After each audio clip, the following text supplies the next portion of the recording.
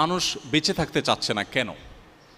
কারণ একটাই, যে সব কিছুই আছে, মানসিক প্রশান্তিটা আসলে নেই। আপনারা আমার ট্রিটমেন্ট নেওয়ার দরকার নাই, কারণ অ্যালুমিনিয়াম ফসফেট খাইলে কেউ কোনোদিন আমি দুইজন মানুষকে মুক্ত করে দিয়ে গেলাম, দুইটা ফ্যামিলিকে। একটা হচ্ছে আমার ওয়াইফের ফ্যামিলি প্লাস আমার বাবা। নবী করিম সাল্লাল্লাহু আলাইহি সাল্লাম বলেছেন, লাইসাল গিনা বিকাসরাতিল আরদ। পৃথিবী তথ্য প্রযুক্তির উন্নতির চরম শিখরে পৌঁছে যেতে পারে, নানা রকমের আবিষ্কার দিয়ে পৃথিবীর মানুষের জীবনযাত্রাকে পানির চাইতে সহজ করে ফেলা হতে পারে, বাট এর কোনোটি মানুষকে সুখী করবে না, এর কোনোটি মানুষকে মানসিক প্রশান্তি এনে দিবে না।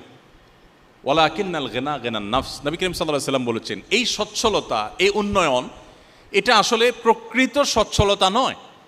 আসল এবং প্রকৃত সচ্ছলতা হলো মানুষের মানসিক প্রশান্তি। একজন মানুষ, তার তেমন কিছু নেই কিন্তু তিনি মানসিকভাবে খুবই সুখী, এ লোকটা সত্যিকারের সুখী। আরেকজনের সবই আছে বাট মানসিকভাবে তিনি সুখী নন, এ লোকটা প্রকৃত অর্থে সুখী নন। আমাদের দেশের কথা যদি আমরা বলি, আমি কিছুদিন আগে বগুড়া গিয়েছি, একজন ডক্টর, চিকিৎসক, তিনি আমাকে এসে বললেন যে ভাই, আমাদের এই বগুড়াতে গেল কয়েক বছরে আত্মহত্যার প্রবণতা খুব ভয়ঙ্করভাবে বেড়ে চলেছে এবং রেশিওটা এতটাই বৃদ্ধি পেয়েছে যে এটা রীতিমতো ভাববার মতো। এই বিষয়ে আপনি কিছু বলেন। আপনারা অনেকেই জানেন যে করোনাকালীন সময়ে শুধুমাত্র বিশ্ববিদ্যালয়ের শিক্ষার্থীদের মধ্যে যেই পরিমাণ আত্মহত্যার ঘটনা দেখা গেছে এক বছরে, সেটা এর আগে 10 বছরেও দেখা যায়নি। এবং দিন যত যাচ্ছে আমাদের মধ্যে এই প্রবণতা বাড়ছে। কেন বাড়ছে? দিন থেকে, ইসলাম থেকে আমরা দূরে সরছি। যতটা দূরে সরবো তত বেশি আমাদের অশান্তি আমাদেরকে ঘিরে ধরবে। ডিপ্রেশন এখন ঘরে ঘরে, ডিপ্রেশন এখন জনে জনে, এখন প্রতিটা মানুষ কম বেশি ডিপ্রেসড। আমরা যদি আমাদের শৈশবে ফিরে চলে যাই, আমরা দেখব আমাদের বাপ চাচারা, আমাদের আশপাশের মানুষগুলো এত ভালো ছিলেন না, এত সুখে ছিলেন না। আমরা আমাদের দেশের বাস্তবতা যদি চলে যাই, 2 দশক 3 দশক আগে আমাদের দেশে এত কলেজ ইউনিভার্সিটি ছিল না, এত আপনার রাস্তাঘাটের এত উন্নয়ন ছিল না, আমাদের দেশে অনেক কিছুই ছিল না, কিন্তু মানুষগুলো তুলনামূলকভাবে এখন থেকে অনেক বেশি হ্যাপি ছিলেন, সুখী ছিলেন। আত্মহত্যা এটা কালে ভদ্রে হতো, এখন যেরকম দেখা যাচ্ছে সকাল বিকাল এরকম হতো না। এর অন্যতম কারণ হলো তাদের ভিতরে ইসলামের চর্চা কিছুটা হলেও ছিল, যেটা এখন একেবারেই নাই। সম্মানিত উপস্থিতি, ইমানের পাশাপাশি নামাজ হলো মানুষের সুখের একটা মূল মন্ত্র। যারা সঠিকভাবে নামাজ পড়েন তারা বলতে পারবেন, যেই কোনো ডিপ্রেশন, যে কোনো পেরেশানিতে, যে কোনো মুসিবতে, যে কোনো বিপদে মানুষের খুব আগ্রহের সাথে, খুশুর সাথে যথাযথভাবে 2 রাকাত নামাজ যদি কেউ পড়ে, তিনি অনেকটা হালকা হয়ে যাবেন, তিনি অনেকটা প্রশান্তি অনুভব করবেন। এটা যারা নিয়মিত নামাজ পড়েন, সুন্দর করে নামাজ পড়তে জানেন, তারা বলতে পারবেন। যারা নামাজ সঠিকমতোভাবে পড়েন না, বা জুমার নামাজটা হয়তো শুধু পড়েন, 2-4 ওয়াক্ত পড়েন, বাকিগুলো বাদ দেন, বা পড়েন কিন্তু ধীরস্থিরতার সাথে পড়েন না, পড়েন কিন্তু মনোসংযোগের সাথে পড়েন না, এই মানুষগুলো আসলে নামাজের এই অলৌকিকতা অনুভব করতে পারবেন না। প্রিয় নবী সাল্লাল্লাহু আলাইহি সাল্লাম বলতেন, আরেহনা বিহা ইয়া বেলাল। বেলাল রাদিয়াল্লাহু তাআলা আনহু ছিলেন আমাদের প্রিয় নবীর মুয়াজ্জিন।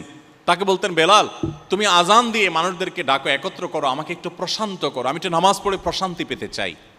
আমরা তো ভালো খাবার খেয়ে, ভালো জায়গায় ঘুরে, ট্রাভেল করে প্রশান্তি পেতে চাই, সেগুলোতে প্রশান্তি সন্দেহাতীতভাবে আছে, কিন্তু একজন ইমানদার নামাজের ভিতরে যে প্রশান্তিটা পাবেন এটা আর কোথাও পাবেন না। কিন্তু এই জিনিসটাকে ফিল করার সুযোগ আমাদের জীবনে হয়নি। এই জন্য আমি অনুরোধ করতে চাই, খুশুর সাথে আপনি নিয়মিত 5 ওয়াক্ত নামাজ খুব ধীরে সুস্থে সুন্দর করে মনোযোগের সাথে পড়ার চেষ্টা করুন। আমি আল্লাহর নামে শপথ করে, আল্লাহর উপরে আস্থা রেখে বলতে পারি, আপনার জীবনটা বদলে যাবে ইনশাআল্লাহ। আপনার জীবনটা উপভোগ করতে পারবেন আপনি, আপনার জীবনে যে স্বাদ আর তৃপ্তি আপনি অনুভব করবেন, এটা আপনি অন্য কোথাও পাবেন না। এই জন্য ভাইরা আমার, 5 ওয়াক্ত নামাজ আপনারা আপনাদের কর্মজীবনে থাকেন কিংবা শিক্ষা জীবনে যেখানে থাকেন না কেন, জীবনে কখনো এটা কম্প্রোমাইজ করবেন না, নামাজের ক্ষেত্রে কোনো ছাড় দিবেন না। ফিনল্যান্ড পরপর 5 বছর ইউরোপের এই দেশটি পৃথিবীর সবচেয়ে সুখী দেশ হিসাবে নির্বাচিত হয়েছে। ফিনল্যান্ড, এদেশে মানুষের সংখ্যা সম্ভবত 55 লাখ, কম বেশি 55 লাখ মানুষের বসবাস। এই দেশটিকে বলা হচ্ছে পরপর 5 বছর তারা পৃথিবীর সবচেয়ে সুখী দেশ। কেন সবচেয়ে সুখী দেশ? তার অনেক কারণ আছে। এদেশের যে সবুজ পরিবেশ, সেখানকার যে হ্রদগুলো, আমরা কোরআনে যে জান্নাতের কথা শুনি, জান্নাত মানে বাগান সমূহ, সেখানকার যে নেচার, সেখানকার যে প্রকৃতি, এটা এতটাই সুন্দর, এতটাই ভালো যে সেটাকে বলা হয় সবুজ সোনা। পুরা দেশটাকে বলা হয় সবুজ সোনা। এত সুন্দর একটি দেশ, এত সুন্দর প্রকৃতি, এত সুন্দরভাবে আল্লাহ তাআলা সাজানো একটা সৃষ্টি, সেই দেশে শিক্ষা বলেন, সংস্কৃতি বলেন, অর্থনীতি বলেন, সব দিক থেকে মানুষ সুখী। অপরাধ প্রবণতা মানুষের মধ্যে নেই বললেই চলে, যার কারণে তারা পৃথিবীর সবচেয়ে সুখী দেশ হিসাবে পরপর 5 বার নির্বাচিত হয়েছে।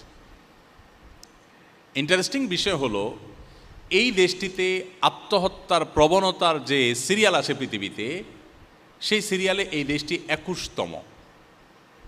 পৃথিবীর সবচেয়ে সুখী দেশ, কিন্তু আত্মহত্যার প্রবণতায় তারা 21 নম্বরে আছে। আসুন আরেকটা দেশ সম্পর্কে আমরা জানি, সুইজারল্যান্ড। সুইজারল্যান্ডের নাম শুনলে আমাদের স্মৃতিতে ভেসে ওঠে ঘড়ির কথা, সুইজারল্যান্ডের ঘড়ি, ট্রেনের কথা, চকোলেটের কথা, অনেক কিছু আছে যেগুলো পৃথিবীর অন্য অনেক দেশ থেকে তাদেরকে পার্থক্য করে দেয়। তারা সুখী দেশের সিরিয়ালে তৃতীয়। সুখী দেশের সিরিয়ালে তৃতীয় হওয়া সুইজারল্যান্ডের মানুষ সুখী, কারণ সেখানকার শিক্ষা, সংস্কৃতি, অর্থনীতি, সেখানকার পরিবেশ সব কিছু পৃথিবীর অন্য সব দেশের চাইতে ডিফারেন্ট এবং ভালো। অপরাধ প্রবণতা নেই, নানান দিক থেকে তারা অনেক বেশি ভালো এবং অগ্রসর। অবাক করা বিষয় হলো, এই দেশটাতে সম্প্রতি সরকারিভাবে আত্মহত্যা করার বৈধতা দেওয়া হয়েছে, অনুমোদন দেওয়া হয়েছে। অর্থাৎ আত্মহত্যা এত বেশি মানুষ করতে চায় যে এটা আর ঠেকাবার সুযোগ নেই, গভর্নমেন্ট বাধ্য হয়ে অনুমতি দিয়েছে যে যে কেউ চায় আত্মহত্যা করতে পারে। শুধু তাই নয়, আত্মহত্যা করবার সুবিধার জন্য নানা রকমের ব্যবস্থা আছে। যেমন সার্কো নামে একটা খাট, এটা আবিষ্কার করেছে তারা, যে এই খাট বা কফিন, এই কফিনে কেউ যদি একবার শুয়ে যায়, এটা তার জীবনের শেষ শোয়া হয়। অর্থাৎ খুব সহজে যেন আত্মহত্যা করতে পারেন, সেজন্য নানা রকম আবিষ্কার তারা করছে। কারণ মানুষ বেঁচে থাকতে চায় না, এত সুখী দেশ, তারপরে বেঁচে থাকতে চাচ্ছে না। এরপর আসুন, একটা সংস্থা তারা নিয়ম করেছে, তাদের সংস্থায় যারা আত্মহত্যা করতে চায় তারা সদস্য হতে পারে। সদস্য ফি $200। $200 দিয়ে সদস্য হওয়ার পর তিনি আত্মহত্যা করবেন। এই সংস্থা তাকে আত্মহত্যা করতে সাহায্য করবে। তার আত্মহত্যা যদি সাকসেস হয়, সফলভাবে তিনি যদি আত্মহত্যা করতে পারেন, তাহলে আগেভাগে তার সম্পদ থেকে লিখিত দিয়ে যাবেন, $7,000 তাকে পেমেন্ট করতে হবে। কিসের জন্য? মরার জন্য। পৃথিবীর সবচাইতে তৃতীয় সুখী দেশের কথা বলছি। এরপর আসুন, একটি বই আরবিতে, এটা অনুবাদ আমি বাংলায় করেছিলাম সৌদিতে যখন ছিলাম তখন। বইটার নাম হলো রব্বি আল্লাহ, আমার রব আল্লাহ। কেন ইমানদার সুখী হয়, কেন নামাজ মানুষকে সুখের দিকে নেয়, কেন ডিপ্রেশন থেকে বাঁচার একমাত্র ওয়ে হলো নামাজ ও ইমান, রিয়েল ওয়ে, প্রকৃত উপায় যে কেন, এটা বোঝাবার জন্য বলছি যে রব্বি আল্লাহ কিতাব, এই বইটির মধ্যে একটা গ্রাফ আছে। সে গ্রাফটা হলো পৃথিবীতে আত্মহত্যার রেশিও কোন ধর্মের মানুষের মধ্যে, কোন সমাজে কতটা বেশি বা কম, এই বিষয়টাকে তুলে ধরা হয়েছে গ্রাফে। সে গ্রাফে উল্লেখ করা হয়েছে যে পৃথিবীতে সবচাইতে আত্মহত্যার প্রবণতা সবচেয়ে বেশি হলো ধর্মে অবিশ্বাসী নাস্তিকদের মধ্যে, সব দেশেই এটা। এবং এই জরিপটা যার তার জরিপ না, এটা বিশ্ব স্বাস্থ্য সংস্থার জরিপ, এবং 1 বছরের জরিপ না, ওখানে পরপর কয়েক বছরের জরিপ তুলে ধরা হয়েছে যে পরপর অনেক বছর ধরে একই রেশিও দেখা যাচ্ছে, সবচেয়ে বেশি আত্মহত্যার প্রবণতা হলো নাস্তিকদের মধ্যে। এরপর মজার বিষয় হলো, সবচেয়ে কম আত্মহত্যার প্রবণতা হলো মুসলমানদের মধ্যে। পৃথিবীতে কয়েক বছরের জরিপ তুলে ধরা হয়েছে, পৃথিবীতে সবচেয়ে কম আত্মহত্যা হয় মুসলমানদের মধ্যে। এখন প্রশ্ন ওঠে যে পার্থক্যের জায়গাটা কোথায় আসলে। পাশাপাশি আরেকটা তথ্য দিয়ে রাখি, আমার পৃথিবীতে যে সমস্ত দেশে যাওয়ার সুযোগ হয়েছে, এর মধ্যে জাপান সম্পর্কে আপনারা জানেন, জাপানে আমার যাওয়ার সুযোগ হয়েছে, কোরিয়াতে আমার যাওয়ার সুযোগ হয়েছে। আপনারা জানেন যে জাপানিজরা সবচেয়ে ভদ্র, জেন্টেল পৃথিবীর।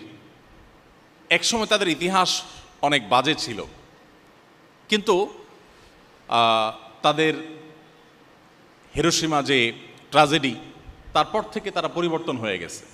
জাতি হিসাবে পৃথিবীর সবচেয়ে সভ্য, সবচেয়ে ভদ্র, সবচেয়ে জেন্টেল জাতি তারা। এবং জাপান থেকে ঘুরে আসার পর বেশ কিছুদিন যাবৎ আমি একাধিকবার গিয়েছি, যেবারই গিয়েছি সফর শেষ করে দেশে আসার পর আমার নিজেরই আচার আচরণের মধ্যে এক ধরনের পরিবর্তন আমি লক্ষ্য করতাম। অফিসে যখন স্টাফদের সাথে কথা বলতাম আস্তে আস্তে কথা বলতাম, বাসায় যখন কথা বলতাম পরিবারের সদস্যদের সাথে ধীরে ধীরে কথা বলতাম, কারণ ওখানে ওই যে মানুষ ফিস ফিস করে কথা বলে, কেউ কারো দ্বারা যেন ডিস্টার্ব না ফিল না করে, কেউ কারো দ্বারা কষ্ট না পায়, এতটা জেন্টেল তারা।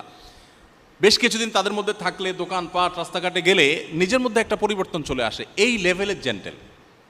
এবং তথ্য প্রযুক্তিতে তারা কতটা এগিয়ে সেটা তারা বলার অপেক্ষা রাখে না। আপনারা ইঞ্জিনিয়ারিং কলেজের স্টুডেন্ট, আপনাদের আরও ভালো জানা থাকার কথা।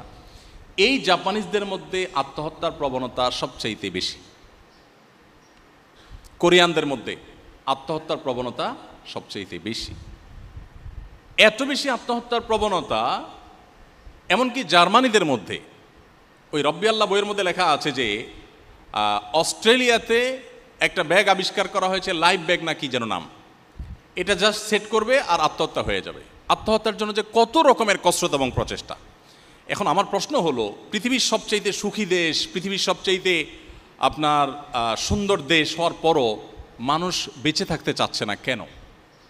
কারণ একটাই, যে সব কিছুই আছে, মানসিক প্রশান্তিটা আসলে নেই। নবী করিম সাল্লাল্লাহু আলাইহি সাল্লাম বলেছেন, লাইসাল গিনা বিকাসরাতিল আরদ। পৃথিবী তথ্য প্রযুক্তির উন্নতির চরম শিখরে পৌঁছে যেতে পারে, নানা রকমের আবিষ্কার দিয়ে পৃথিবীর মানুষের জীবনযাত্রাকে পানির চাইতে সহজ করে ফেলা হতে পারে, বাট এর কোনোটি মানুষকে সুখী করবে না, এর কোনোটি মানুষকে মানসিক প্রশান্তি এনে দিবে না।